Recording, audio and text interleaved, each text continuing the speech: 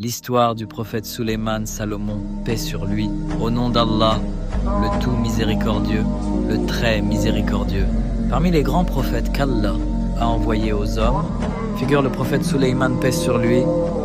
Son histoire est remplie de sagesse, de miracles et de leçons sur la gratitude envers Allah.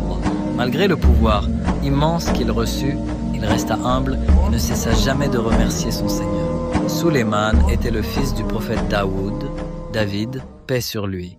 Dès son plus jeune âge, Allah lui accorda une intelligence exceptionnelle et une grande sagesse. Un jour, deux hommes vinrent revoir le prophète Daoud pour régler un différend. Pendant la nuit, les moutons de l'un d'eux étaient entrés dans le champ de l'autre et avaient détruit les récoltes. Le prophète Daoud rendit un jugement. Mais Allah inspira à Sulayman une solution encore plus juste. Il proposa que le propriétaire du champ profite temporairement du lait, de la laine et des bénéfices des moutons, pendant que leur propriétaire remettait le champ en état. Une fois les récoltes restaurées, chacun récupérerait son bien. Allah mentionne cet événement dans le Coran pour montrer la sagesse qu'il avait accordée à Sulayman. Après la mort de son père, Sulayman devint prophète et roi. Allah lui donna un royaume qu'aucun homme n'avait possédé auparavant. Il demanda à Allah, « Seigneur, pardonne-moi et accorde-moi un royaume que personne après moi ne possédera. » Allah exauça son invocation. Il lui soumit le vent.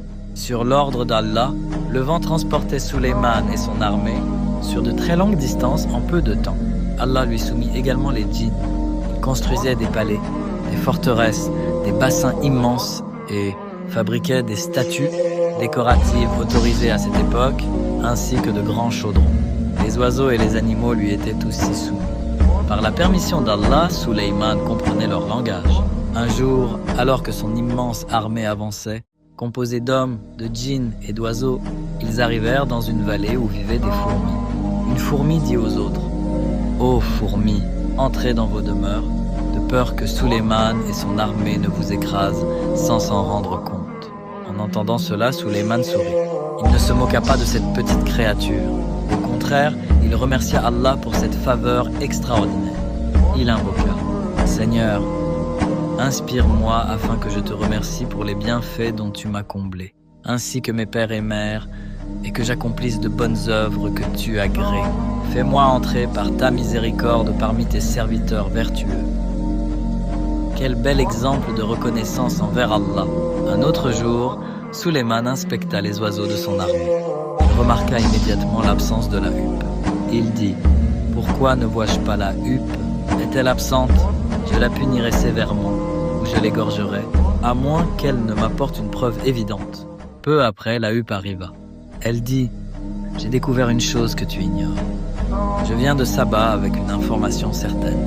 J'y ai trouvé une femme qui règne sur son peuple. Elle possède un immense trône, mais elle et son peuple se prosternent devant le soleil au lieu d'adorer Allah. » Sulayman voulut vérifier cette information. Il remit une lettre à la huppe en lui ordonnant de la déposer auprès de la reine. Dans cette lettre, il écrivait « Au nom d'Allah, le tout miséricordieux, le très miséricordieux, ne soyez pas orgueilleux envers moi, mais venez à moi en pleine soumission à Allah. » Lorsque la reine reçut cette lettre, elle consulta ses conseillers. Ils étaient prêts à faire la guerre, mais la reine préféra agir avec sagesse. Elle envoya d'abord des cadeaux à Sulayman. Cependant, Sulayman refusa ses richesses. Il déclara que ce qu'Allah lui avait accordé valait bien plus que tous les trésors de cette terre. Là, comprenant qu'il n'était pas un roi ordinaire mais un prophète d'Allah, la reine décida de se rendre auprès de lui. Avant son arrivée, Sulayman demanda « Qui parmi vous m'apportera son trône avant qu'il ne vienne à moi ?» Un puissant djinn répondit « Je te l'apporterai avant que tu ne te lèves de ton siège. » Mais un homme à qui Allah avait donné une science particulière dit « Je te l'apporterai avant même que ton regard ne revienne vers toi. » Et, par la permission d'Allah, le trône apparut instantanément devant Sulayman. En voyant ce miracle, Sulayman ne devint pas orgueilleux. Il dit « Ceci est une grâce de mon Seigneur afin de m'éprouver. Serais-je reconnaissant ou ingrat ?» Lorsque la reine arriva, elle reconnut son trône. Puis Sulayman la fit entrer dans un magnifique palais dont le sol était en verre transparent. En croyant qu'il s'agissait d'une rivière, elle releva sa robe pour ne pas la mouiller. Sulayman lui expliqua qu'il ne s'agissait que d'un sol, en vers parfaitement lisses. La reine comprit alors que ce royaume venait d'Allah. Elle déclara: Seigneur, je me suis fait du tort à moi-même. Je me soumets avec Sulayman à Allah, Seigneur de l'univers. Ainsi, elle abandonna l'adoration du soleil et embrassa la foi en Allah. Les années passèrent, puis arriva le moment où Allah décida de reprendre l'âme de son prophète. Sulayman mourut alors qu'il était debout, appuyé sur son bâton. Les djinns continuèrent à travailler en pensant qu'il était toujours vivant. Ce n'est qu'après qu'un petit ver rongea son bâton que celui-ci se brisa. Le corps de Sulayman tomba au sol. À cet instant, les djinns comprirent qu'ils ne connaissaient pas l'invisible. S'ils avaient connu l'invisible, ils n'auraient jamais continué à travailler dans cette situation. Par cet événement, Allah montra que nul ne connaît l'invisible, sauf lui.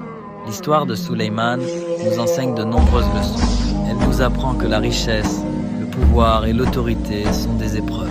Le véritable croyant remercie toujours Allah pour ses bienfaits. Elle nous rappelle aussi que tous les miracles des prophètes se produisent uniquement par la permission d'Allah. Enfin, elle nous montre que seule l'adoration d'Allah mérite d'être vouée, et que personne, pas même les djinns, ne connaît l'invisible sans qu'Allah ne le révèle. Qu'Allah nous accorde la sagesse de Sulayman, sa gratitude envers son Seigneur, et nous fasse mourir dans la foi. Amen.